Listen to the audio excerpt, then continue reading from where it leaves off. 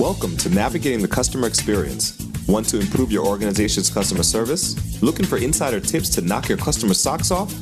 Then you're in the right place. Here's your host, Yannick Grant. Welcome to Navigating the Customer Experience. On today's episode, our guest is Albert Galarza. Albert is the Global Vice President of Human Resources at TELUS International. He joined the organization in 2016 and has over 20 years of experience in human resources across retail and technology industries. In his role at TELUS International, Albert leads an HR organization of over 600 professionals, supporting almost 50,000 team members in 20 countries. He is responsible for the entire HR suite of services, including HR Generalists, talent acquisition, compensation and benefits, HR operations, and people analytics. So without further delay, plug your earphones in, sit back, relax, and let's jump right into this conversation with Albert. Welcome, Albert. Thank you, Yannick, and thank you to your audience for having me here today. It's really appreciative, and I hope everybody's staying safe and healthy out there. I know, right? So, Albert, could you tell us how it is that just tell us a little bit about your journey, how you got to where you are today. We want to get, some backstory on you before we jump into what it is that you do today. Sure. So, Yannick, and for you and your listeners, I'm originally from Mexico.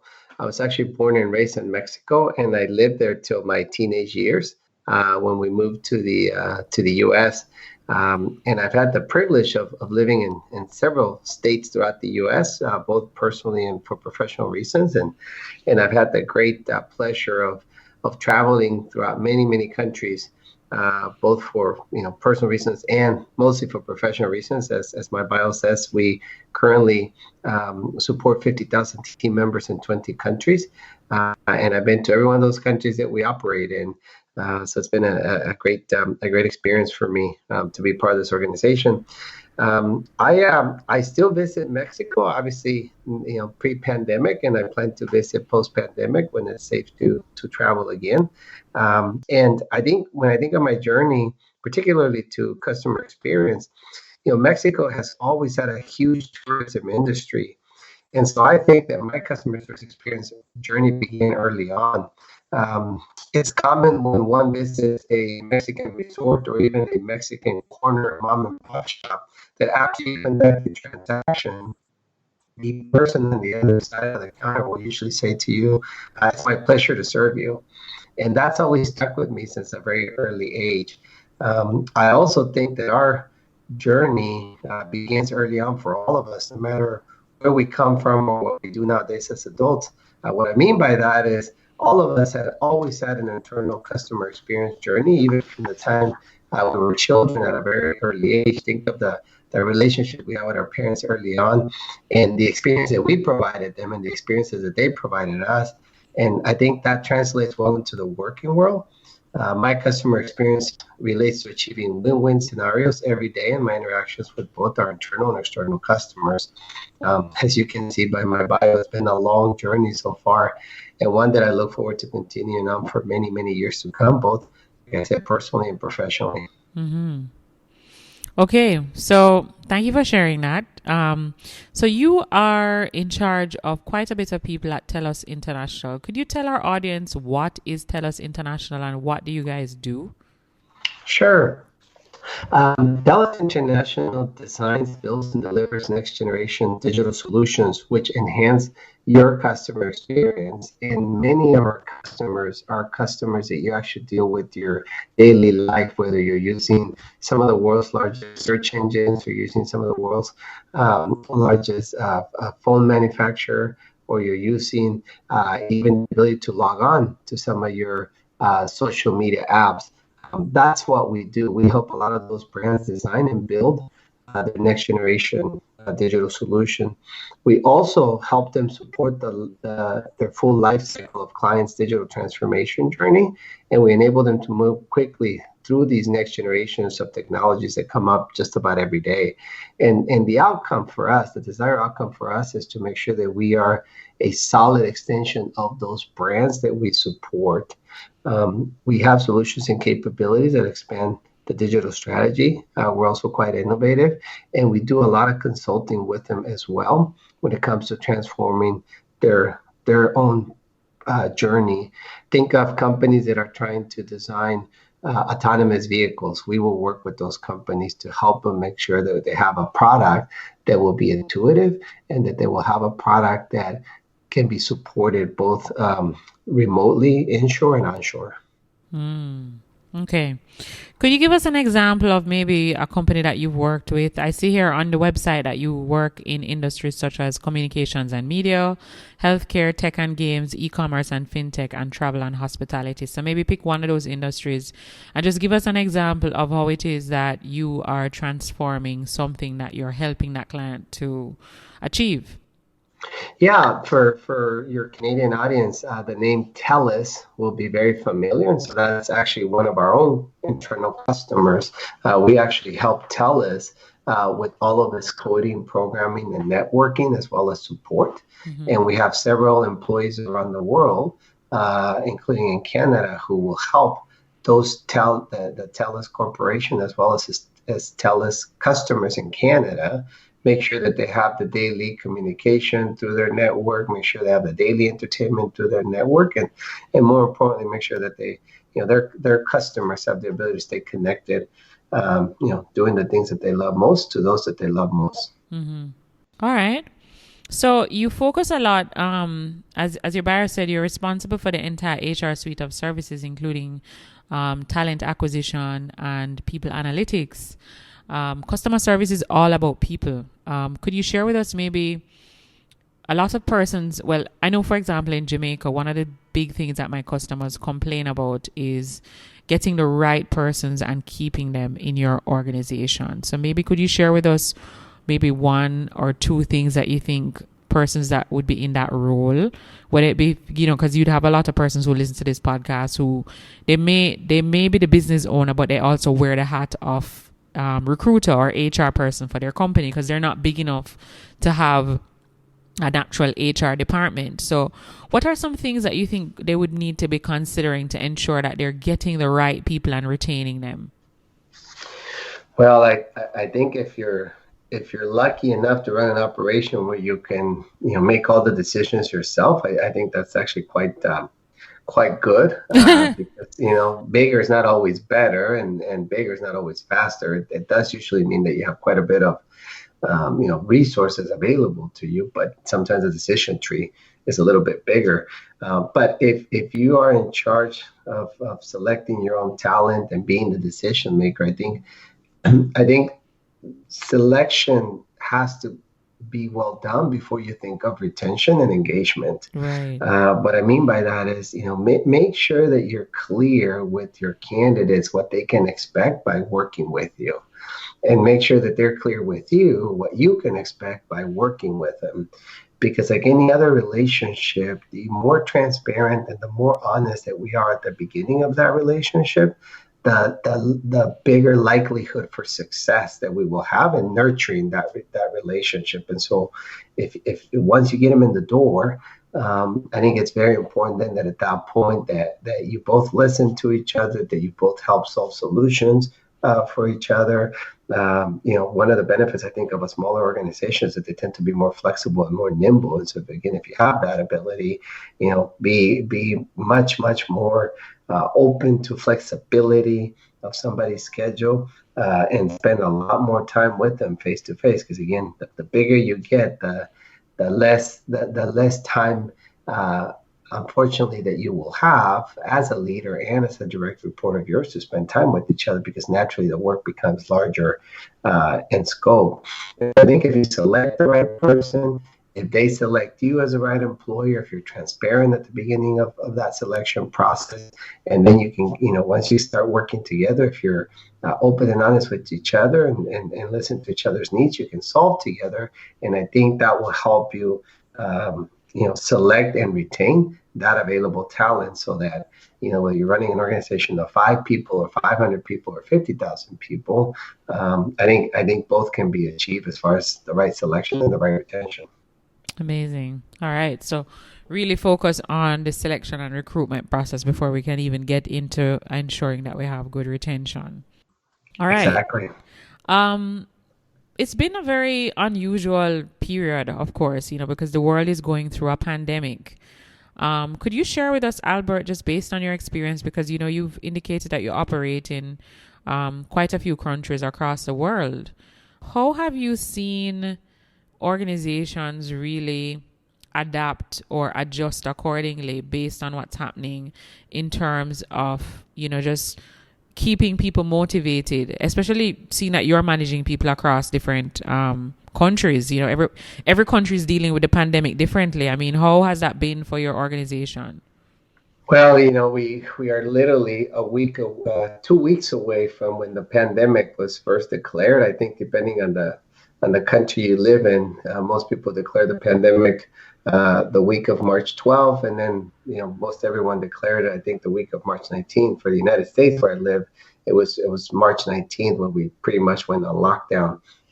And so I think there's been a few stages to the pandemic, Yannick, and the way the organizations have dealt with it. I think early on, from March through mid-April, I think most of the organizations were in denial that this was going to be more than just a couple of weeks.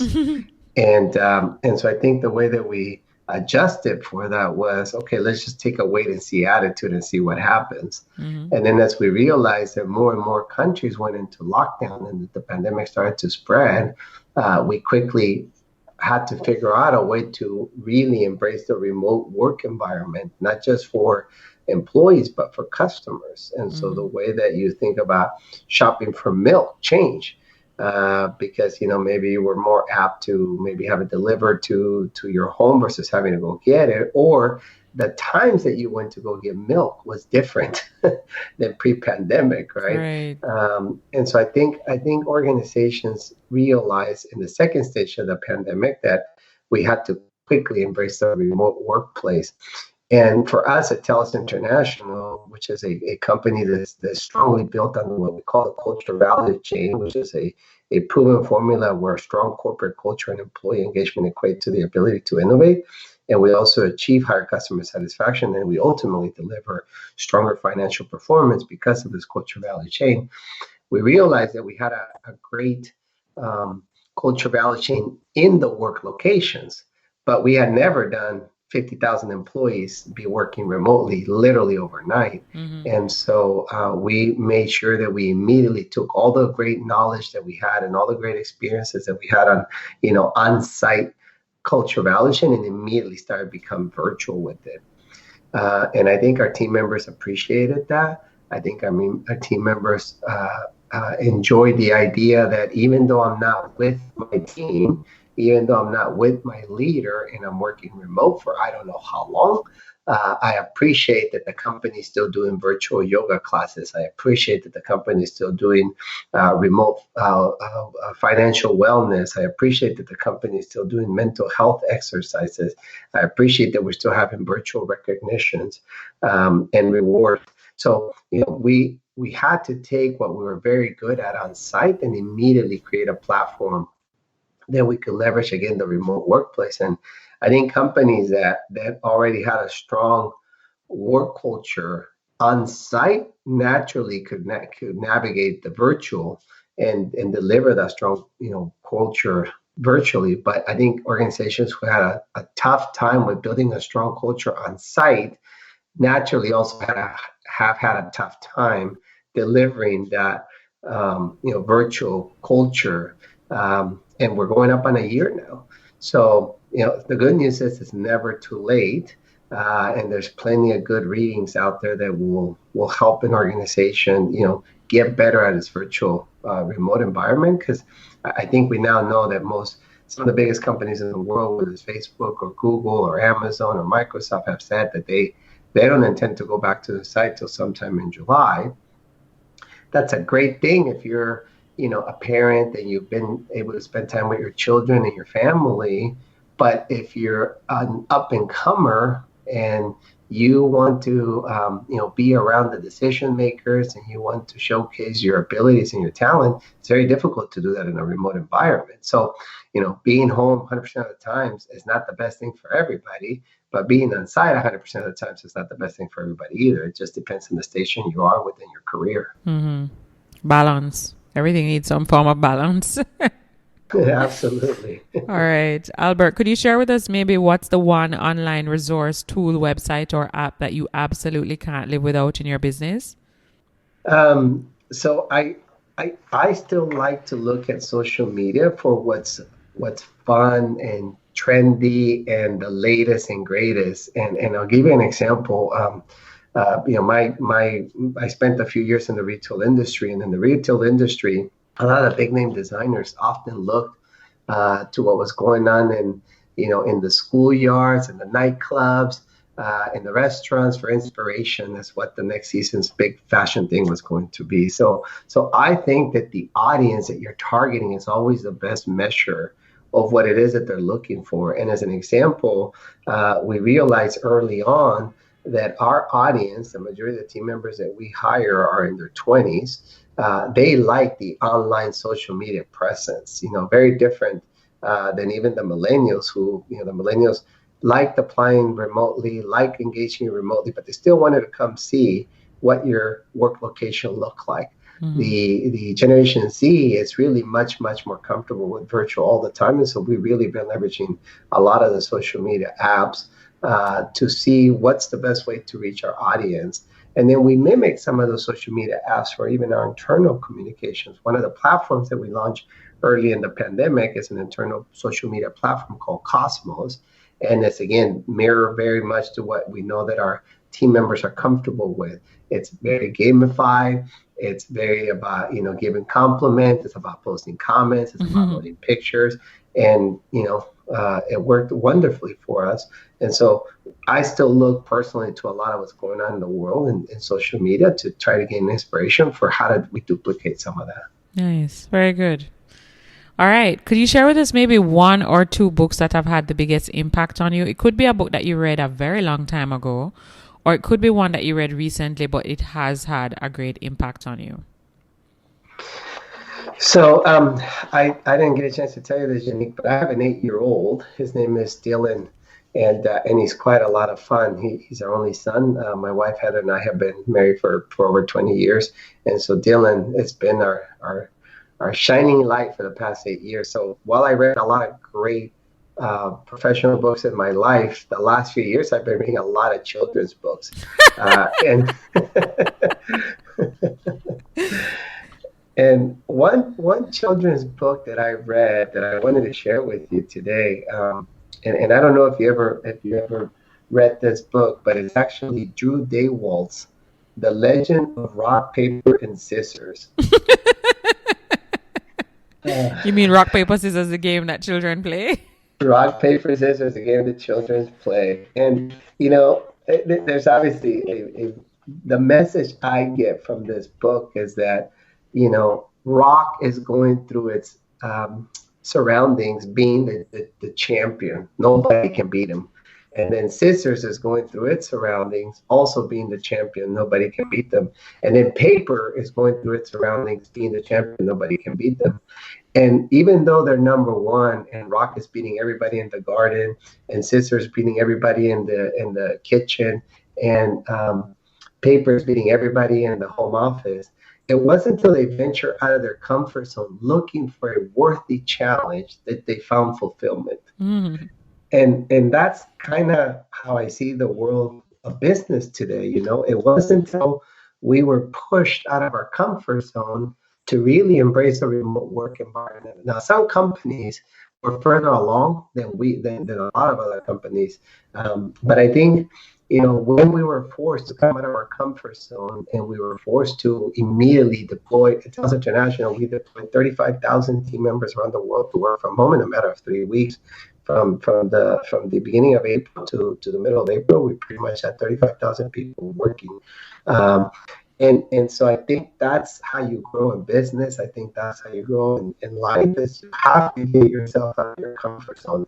And so, even though at TELUS International, we achieved an 86% engagement score in September as measured by an outside party called Concentric, we're not satisfied. That means we're great in the garden, but we want to go in the kitchen and face the champion of the kitchen, and so I really quite enjoy the legend of rock, paper, scissors because again, the message to me is, it's, don't stop challenging yourself, get out of your comfort zone, and make sure that you take the time to, even when you are beaten, to recognize that you still fought a good fight and you have to get back up and you have to do it again. And that's ultimately what rock, paper, scissors do is when they find each other, as you know, paper beats rock, but rock beats scissors, and then scissors beats paper. And they just keep going at it when they find each other because to them, it was never about the win, it was about the challenge. Yeah, yeah. And life is a bunch of challenges every single day, right? Overcoming each and every one. Exactly. All right. Could you share with us, Albert, what's the one thing that's going on in your life right now that you're really excited about? It could be something that you're working on to develop yourself or your people.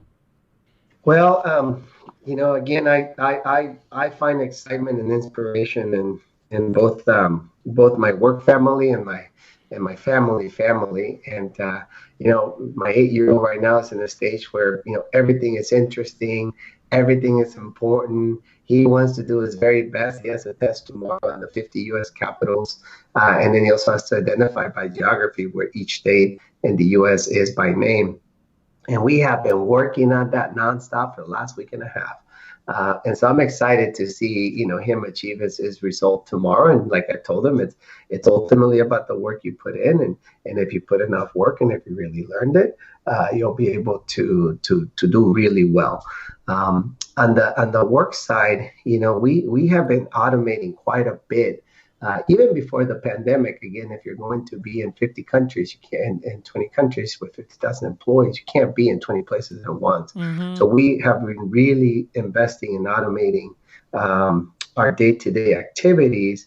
And what's exciting about that is the more we automate, the more it frees up leaders to do what they do best, and that's lead people and support people. Mm-hmm. And I think at that point, both leader and employee benefit because that means they get to spend more time with each other. They spend less time updating their personal data. They spend less time updating their performance. They spend less time manually checking the to-do list because all that becomes automated.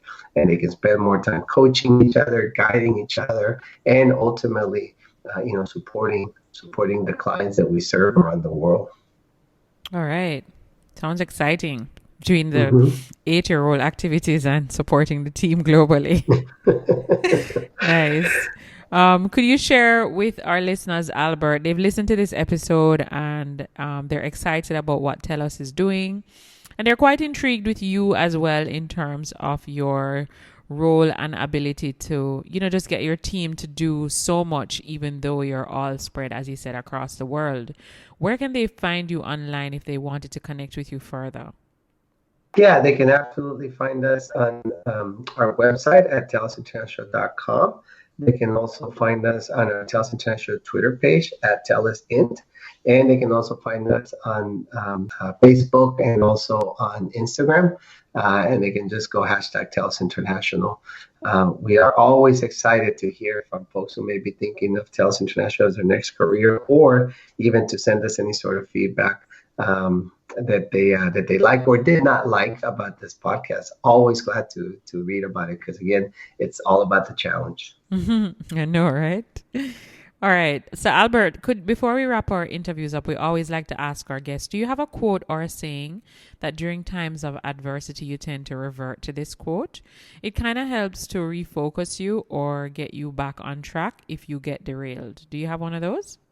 I do actually, and interestingly enough, I still like to think that at some point, I don't know when. I'm hoping the experts are accurate when the experts say, it's probably 2022 around this time that things will return to as normal as the new normal will be. Mm-hmm. But even before the pandemic, for those of us that have been around long enough, before the pandemic, if you remember, we had the Great Recession of 2008.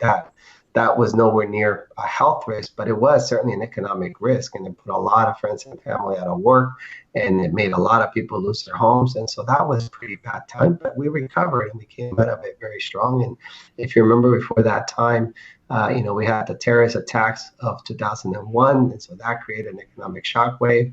So it almost always seems like at some point in our lifetime, there's going to be some adversity.